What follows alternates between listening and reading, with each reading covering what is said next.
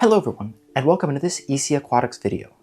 So maybe you have an abundance of plants that you have developed over the years and you need a way to store them and have them grow without taking up too much space or spending too much money. Or maybe you want to grow plants quickly and easily so that you can then take trimmings of them and use them in aquascapes. Well, I can show you how to do that very quickly, simply, and easily to make sure that you have an abundance of plants for whatever you may want to use them for. And the reason this will grow your plants faster than growing them in an aquarium is because the plants will have access to all this atmospheric CO2, which allows them to grow faster because plants use CO2 in photosynthesis to then grow and get energy. So there's a lot more CO2 obviously in the air than there is in a tank. So plants, that's why like house plants that you can use in an aquarium, that's why they'll grow faster and they'll pull a lot more nutrients. Same kind of idea here.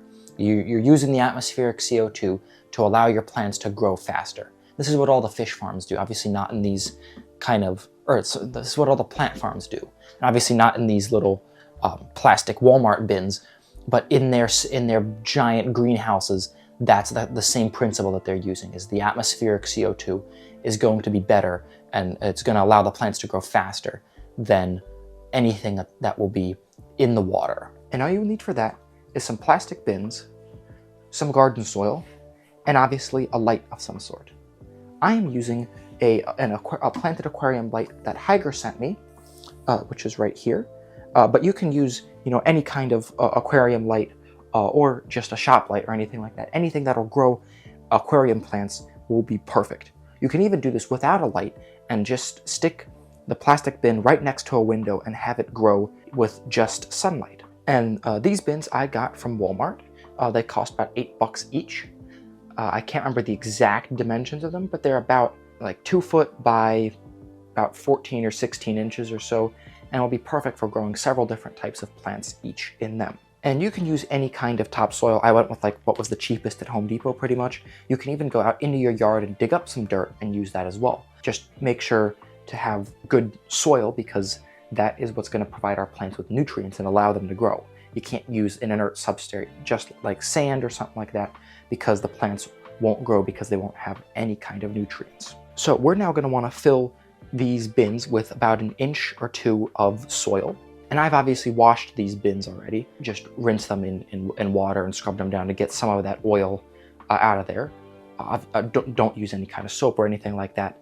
But yeah, you want to rinse your bins down first to make sure that all the oil and dust and grime is out of there. And then add in your soil.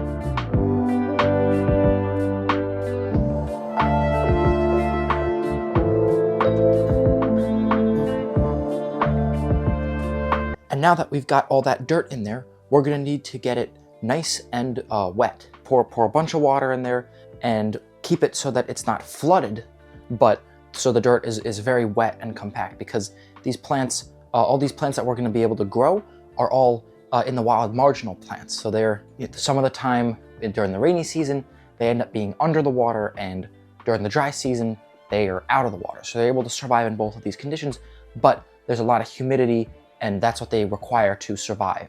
So we're going to need to make sure that the soil is nice and wet so that there's a bunch of humidity in these bins so that the plants are able to survive.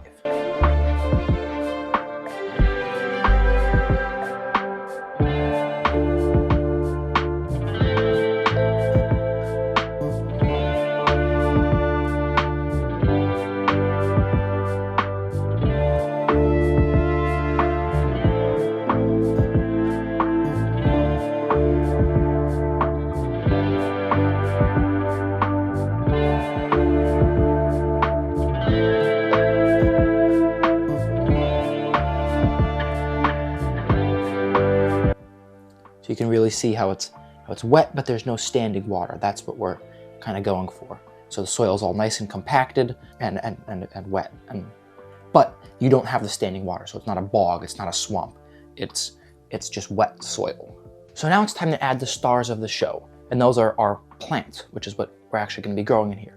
And I'm going to be showing you a variety of different types of plants that you can grow in here and how to plant them. So I'm going to be doing some epiphytes and some non-epiphyte plants, showing you different ways how to plant them and get them going, and different plants that you can actually use in these tanks. Alrighty, so I got a whole bunch of different plants here. I got a bunch of epiphyte plants with these Java ferns, some anubias, and then I also have non-epiphyte plants with this crypt right here. So I'm going to go over, planting all of them and get them into their places in their bins.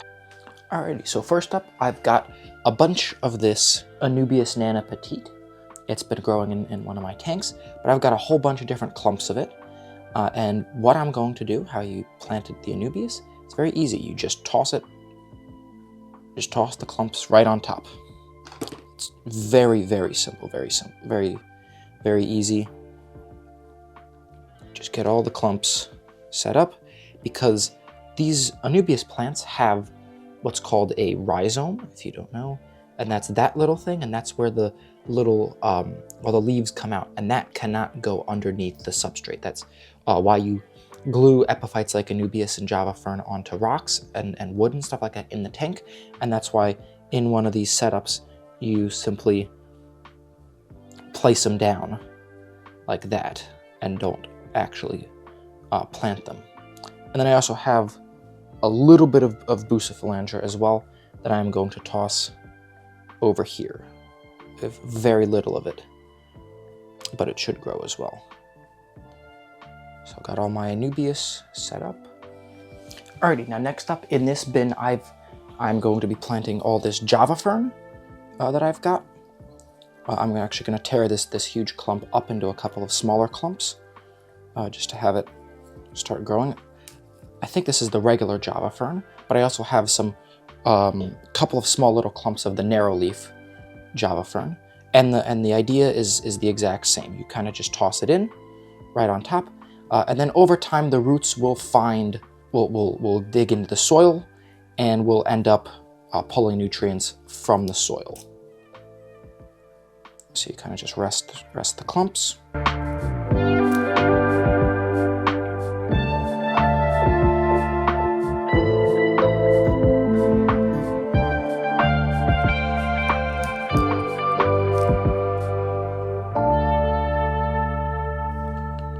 Kind of just like that. And now with crypts and other rooted plants, I'm using crypts because I like them and I want to have a lot of crypts, but you can use a decent number of other rooted plants. You can do swords and stuff like that. But with these, you simply take them and you'll plant the roots into the substrate. Just like that. Just how you would in a regular aquarium. Get the roots nice and buried. And the crypts are going to love this soil.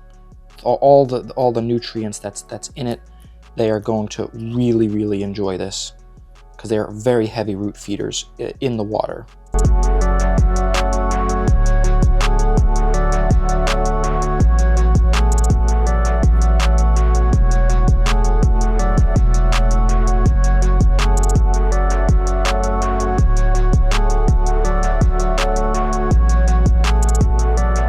Alrighty, just like that, all the plants are planted.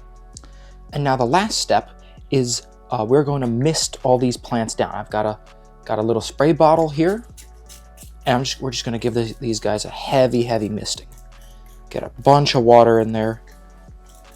Really make sure that all the leaves are covered in water, so that the humidity level is very high in the bins.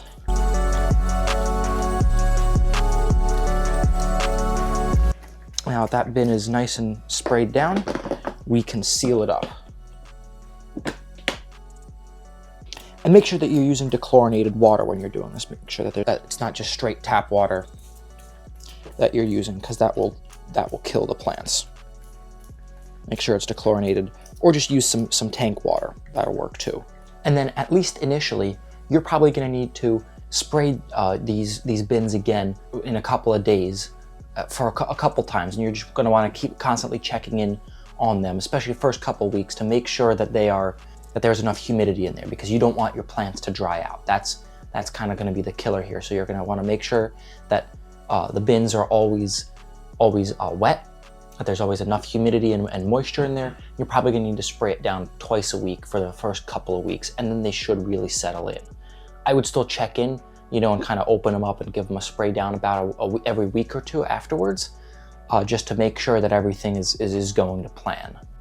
And for lighting for this little project, Higer sent me this planted aquarium light, and that is what I will be using on this little setup. So I've got the light set up here, and I'm just going to show you just a little bit of stuff. So this is the 2-foot version, so it's perfect on this little setup. So it's got a nice little control panel here that you can easily set the time. I'm trying to make the blur go away, but you can set the time very easily using these like adjusty buttons. You can set the brightness, you can change the color, a whole bunch of different colors here. Sticking with that one, but you can adjust the brightness, you can adjust the on-off switch, all that stuff. So it's really cool little control panel, allows you to do this. Looks like a really great light, good brightness for growing the plants, and I think the plants are going to really enjoy growing with this light. So hopefully you all enjoyed this video, and if you want to set up something similar, I would recommend it. It's very cheap and an easy way for you to have a whole bunch of plants that you can use in setups and or sell online in some way to make some money as well and fund your hobby. And if you did enjoy this video, then be sure to hit the like and subscribe buttons, and I will see you all in the next one.